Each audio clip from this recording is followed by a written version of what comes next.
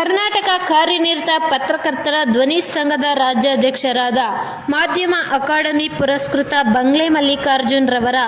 57ನೇ ವರ್ಷದ ಹುಟ್ಟುಹಬ್ಬವನ್ನು ಆಚರಿಸಲಿದ್ದು, ಅವರಿಗೆ ತ್ರಿಕಾಲವಾಣಿ ಟಿವಿ 12 ನ್ಯೂಸ್ ತಂಡ ಹಾಗೂ ಕರ್ನಾಟಕ ಕಾರ್ಯನಿರತ ಪತ್ರಕರ್ತರ ಧ್ವನಿ ಸಂಘದ ಚಿಕ್ಕಬಳ್ಳಾಪುರ ಜಿಲ್ಲಾ ಘಟಕದ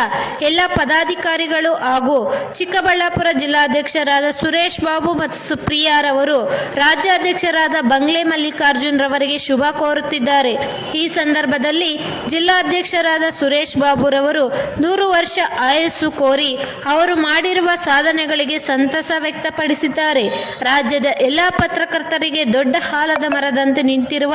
ನಮ್ಮೆಲ್ಲರ ನೆಚ್ಚಿನ ಕರ್ನಾಟಕ ವರ್ಕಿಂಗ್ ಜರ್ನಲಿಸ್ಟ್ ವಾಯ್ಸ್ ಪತ್ರಿಕೆಯ